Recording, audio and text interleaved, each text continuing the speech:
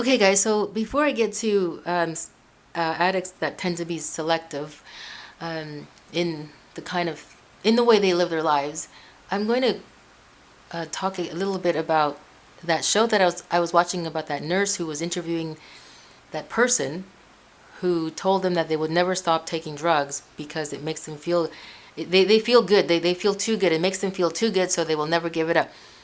I don't like the fact that our government has now issued, I think it's been mandated that our police, um, and firemen and paramedics carry that drug, I forget what it's called, that brings a person back to life after they've had a drug overdose. Our tax dollars are paying for that. And I'm very disgusted and repulsed because a person is going to, you see, like, they're not taking their life seriously. And so now, because the government has provided this thing that brings a person back after a drug overdose, now they have even further reasons to not get help, because the government is enabling drug addicts, right? And now there are safe injection sites in some parts of Canada. That's ridiculous. And guess whose tax dollars are paying for that? Everybody's tax dollars are paying for this. So the government is enabling addicts because they believe that giving addicts what they want is going to keep them alive. Well, we can't stop them from taking drugs, but we can keep them alive. Is the government really serious? You know that saying, guys, that goes like, you can lead a horse to water, but you can't force it to drink? You understand, right? You cannot force anybody to get help. Like, if you take, okay, for example, when a person gets into trouble because of some kind of drug-related offense or alcohol-related offense, the judge orders them to go and take a program to get rehabilitated, to start them on a path that will, oh, look at that fly. It got stuck inside my window somehow. Anyway, so the judge will force them to go and take a course that will help get them on the path to overcome their addiction. But the thing is, the judge can force them to go and take the courses. But if the will is not there, that person is not going to overcome their addiction because they don't want to. So that's what I mean by you can lead a horse to water, but you cannot make it drink. You can't force it to drink. You can lead that horse to the water because it's thirsty, but you can't force it to drink. It's going to drink when it wants to, right? So that means the drug addict, you can force the drug addict into a program, but they can sit there and refuse to take in the help that is being given to them willfully, so that when they come out, they will continue to take the steps that will keep them from going back into drug addiction. So I don't like the fact that our government is coming up with every kind of way. Like, look, the governments of the world can come up with 1,000,000 or 1,000,000,000 with a B ideas and like quote unquote solutions. Not solutions, but they can come up with 1,000,000,000 ways and methods of trying to help addicts, drug and alcohol addicts, to get off drugs or to get them on a path to get off drugs. But the thing is, none of it works. None of it works because it's all enabling. Everything that the governments come up with are enabling. You understand? So you cannot waste the people's money coming up with methods that are not going to work, because it's a waste of money, because the addicts don't want it. An addict has to want it. I was watching a show one time about addicts, and so many addicts were calling in, and some of them said, look, like this one lady, she said, nobody is going to force me to get the help that I didn't want. I did it because I wanted to. The reason why I'm no longer on drugs is because I made a conscious decision to get the help. Otherwise, I wasn't going to get the help. You can't force a drug addict to get help unless they want a genuine change. And I agree with her because that's a fact. That's why I said drug addicts are very selective with what they want. If they're, they can blow all of their money on drugs or the alcohol, and instead of and then go depend on other people to give them the food that they were supposed to buy with the money that they just blew on their drugs, that's called being selective. They know exactly what they're doing. So this is why it's not that I don't have compassion if I see a person on the street and they're dying, and they've just died of a drug overdose. Of course I'm going to be compassionate because I'm human and I have compassion for another human life. But I do not have, it might sound cruel, I don't have compassion for a person who is addicted, who willfully in their heart has made up their mind to not get the help that they need, but continue to depend on others and lie to others to get out of them what they need in order to fuel, what is destroying their bodies. I don't have compassion for a person who is doing that. Like, what I mean is, if they don't have any food because they blew all their money on drugs, I don't have compassion. Like, I have compassion because they're hungry, not enough to give them money to enable them. Because if I'm going to give them money, I'm going to continue to enable them. They're going to continue wasting their money that they're earning at their job foolishly, and then I'm going to continue helping them, giving them money to go to work and to feed them. No, that's abusive. So this is why addicts are selective. Okay, and they are a drain. They are a drain on people. This is why a lot of drug addicts find themselves alone, going from person to person to person, because everybody that has ever helped them, they have now used them too much, and now those people have cut them out of their lives. Oh, I don't know if you guys were able to see that. I just saw another monarch butterfly. So that's what I mean by when I say I don't have compassion on a drug addict because they don't have any food or transportation. I do have I do have compassion because they're hungry, but not enough to give them money in order to feed them because of their foolish decisions, of the way that they wasted the money that they made in order to sustain themselves. I don't have that kind of compassion.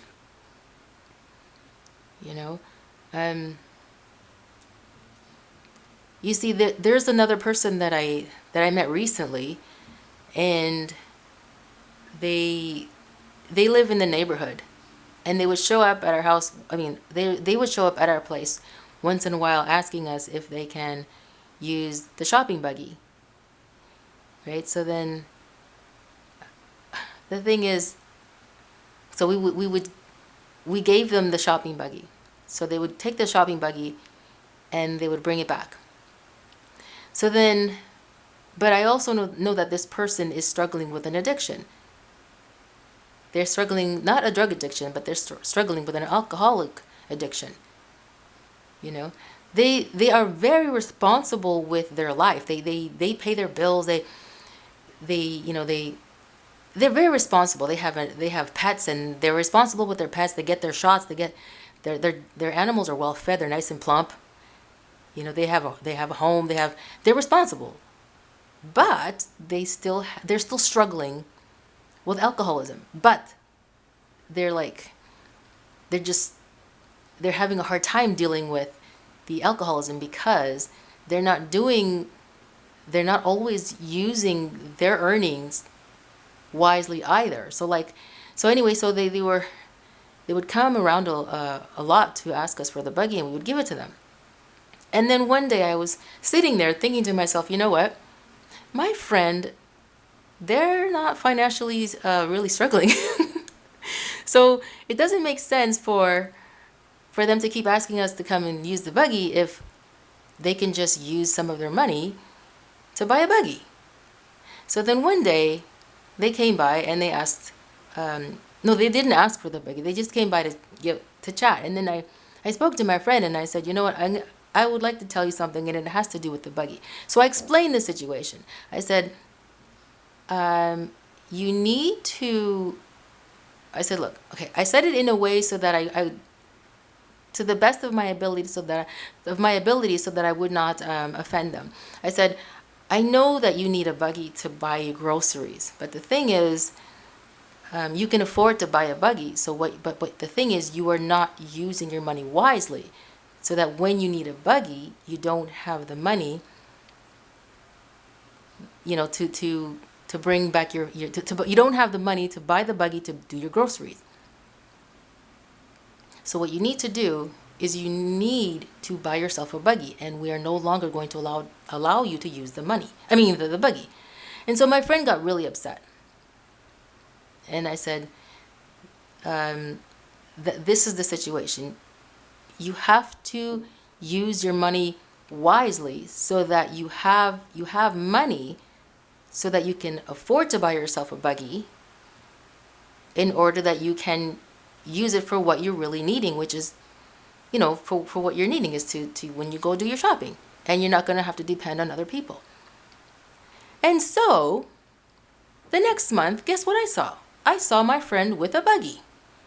So you understand when I say that not drug addicts, but that addicts are selective.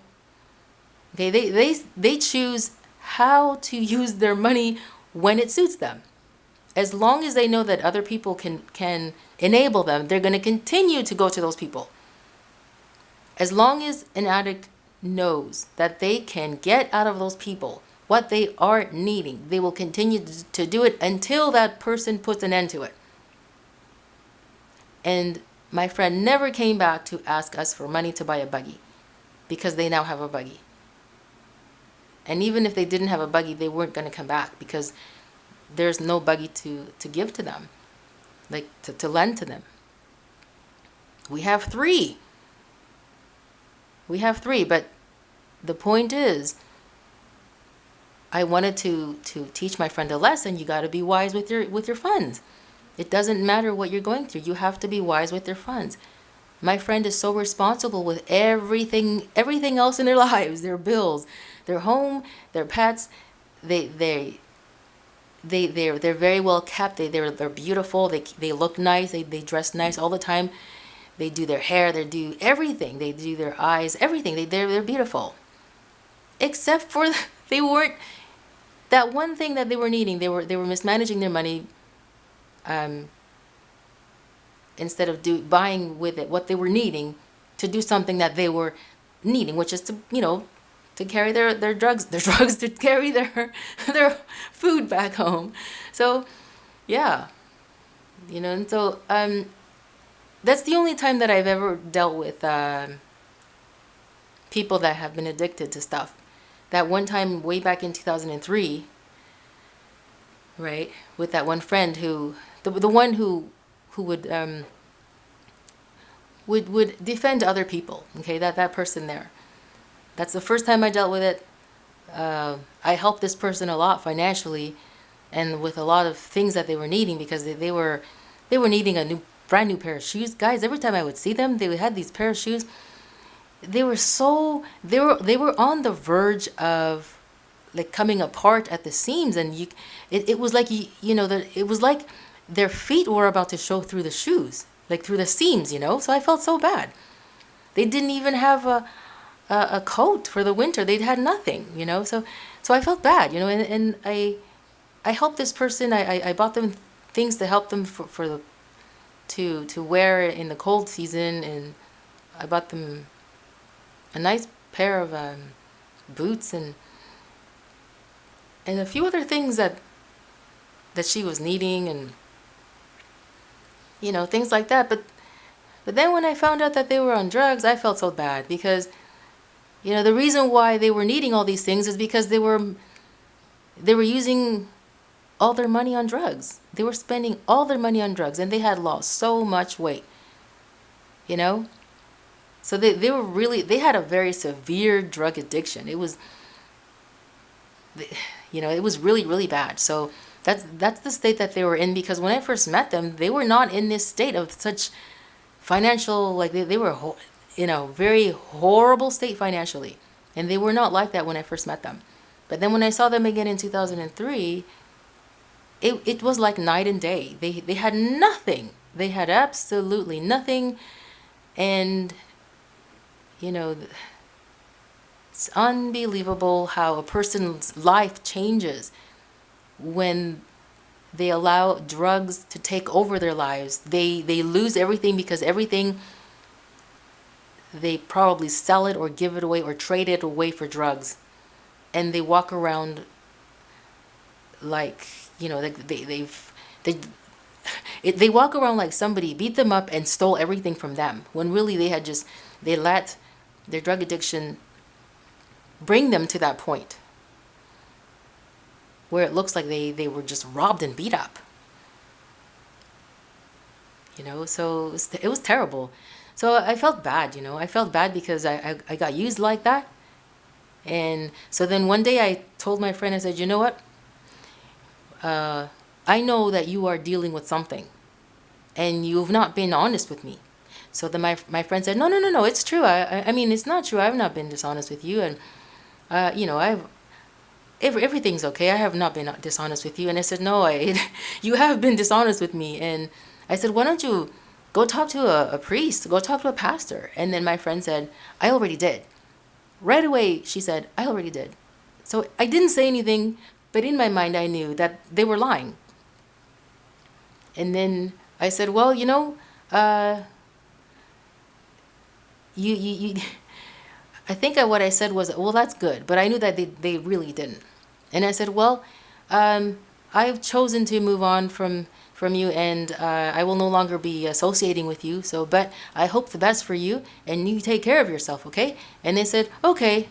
And so then I hung up, and that was the last time that I heard from them. I never saw them again. Actually, I did see them again. I saw them again around 4 years ago. At least 4 years ago. 4 years ago, let me see. It was at least 4.5 years ago that I saw them. I was in a car with my friend. We were coming up to a corner to a light. We were going to make a turn, a left turn, and I saw two people standing at the corner getting ready to cross the street. And I saw my friend, and they were still in the same situation, as when I saw them back in 2003. You know, and I couldn't believe that I saw my friend after so many years, and they were still in the same condition.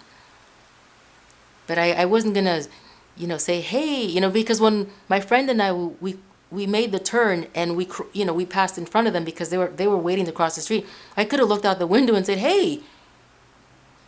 No, I wasn't going to do that, because you must not reconnect with people who are in a state of being so destructive, because they will affect you again in the same way.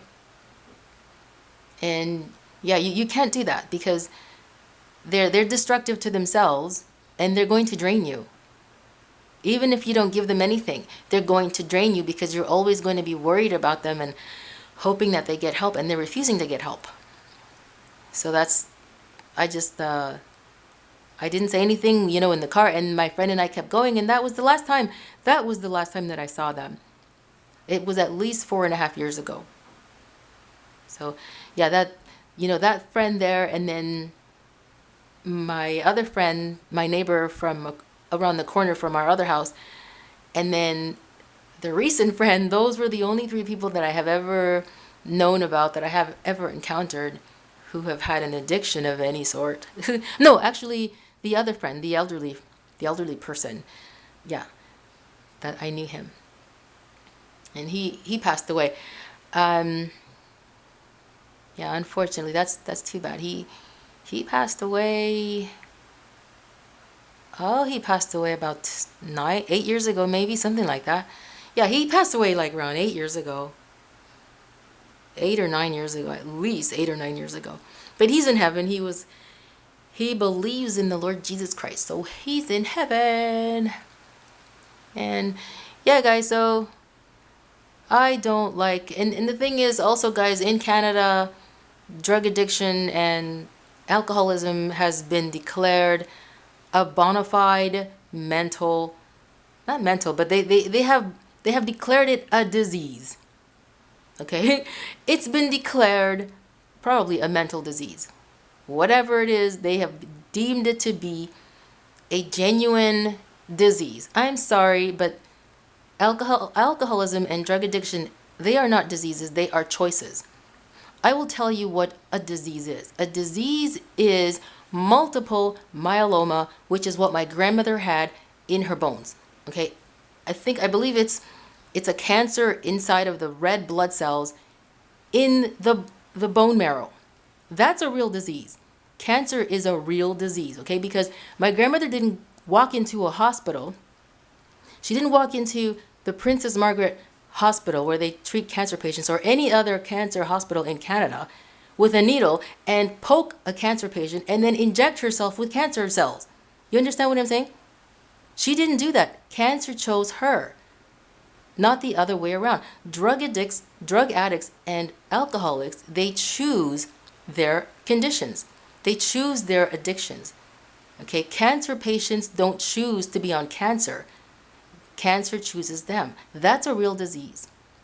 You understand? You know what ALS is?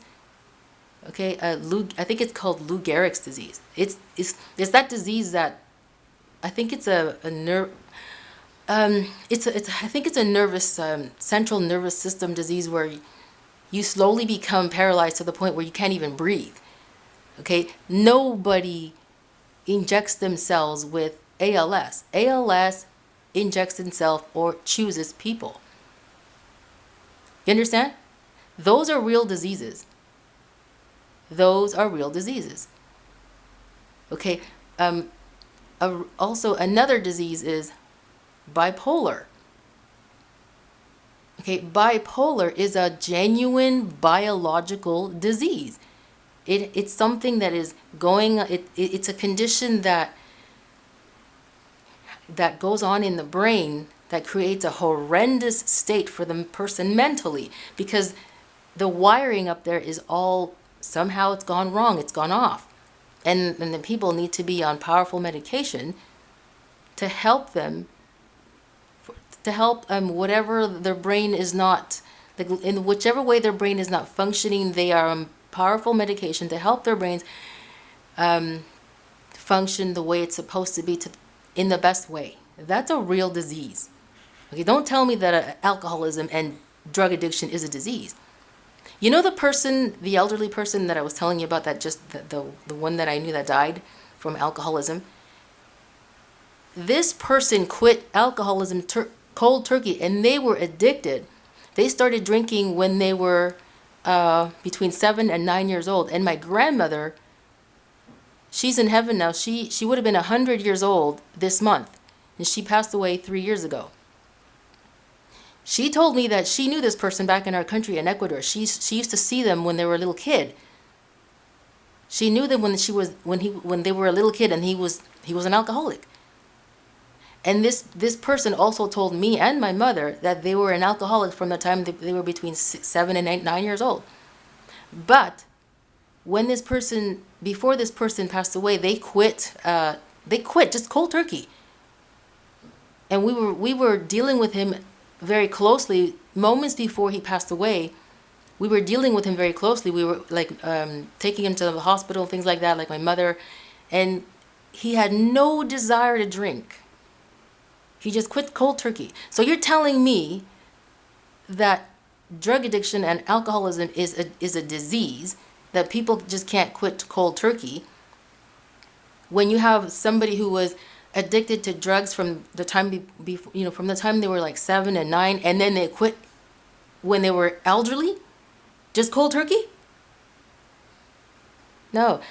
Now, of course, there are people where the drugs and the alcoholism has such a stronghold on them that they can't quit cold turkey, but there's no excuse for them to not seek help. So if my friend, because this person was a friend from my parents from way back in Ecuador, if they could quit cold turkey, and they had a chronic alcoholic addiction from the time they were a little kid, between 7 and 9, and then they quit like close to their 70s, and you're telling me that drug addicts can't make like drug addicts and alcoholics can make the decision to go and get help when my friend was able to quit cold turkey after such a long time of alcoholism? That's a chronic condition.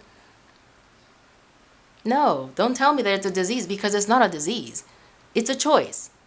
Okay, if somebody is going to put drugs and alcohol in their system to cope with whatever they're going through, that's a choice, because everybody on the planet has gone through something, and not everybody decides to put drugs and alcohol in their system just to cope. Okay? Addicts are not the first people on the planet who have ever gone through any form of trauma. Many people on the planet, more often than not, many people on the planet have gone through trauma. But not everybody who has gone through severe forms of trauma have gone to drugs just to cope, or alcoholism. Okay, so there's no excuse for anybody who is now addicted to drugs and alcohol to say, well, I couldn't help myself, I had to go on drugs. Because everybody knows that drugs and alcohol are destructive things to do to your body, right? So there's no excuse for why they are now claiming for why, it's not their fault they're on drugs. It is their fault they're on drugs. They made a choice. It's their fault they're on alcohol. They're alcoholics. They made a choice. Like I said, not everybody who goes through things resorts to drugs and alcohol. I know I sound cruel, but I'm telling you like it is. I'm telling it like it is. Sorry, guys. I think my, hold on. My window, oh, sorry. Okay, there we go. My window kind of, yeah, it was showing the side of the window on this side. Where's my finger? Where's my finger? Where's my finger? Okay, the window on this side was showing, so I had to adjust the camera. Okay, guys, so, I don't know. I've been asking God to please make sure that the system in Canada for enabling drug addicts, that gets turned around, because that's a waste of our tax dollars. Instead of our tax dollars being diverted into places where our tax dollars are already going to, that is necessary for our healthcare, they're putting it into safe site injections. What is that? They're giving drug addicts exactly what they want. They're enabling drug addicts to remain drug addicts. If the government wants to help, then they need to say this: if you want the help is there. If we can't provide for you enough quote unquote methods and solutions to help you get off drugs, because it has, you're not willing to. So we're no longer going to waste our money coming up with all these quote unquote methods and solutions to help you get off drugs. Instead, the help is there. Take it or leave it. Otherwise, we're going to be wasting our tax dollars, because all addicts want is for the government to enable them in the way that it's happening right now. Safe site injections, safe injection sites. Safe injection sites. That is garbage. Poo-poo. Shame on the government for that. I love Canada because they're the best country in the world for healthcare and many other things. But that's where they've gone wrong, to enable addicts. Shame. I'm going to have to come back because my camera's at 28 minutes.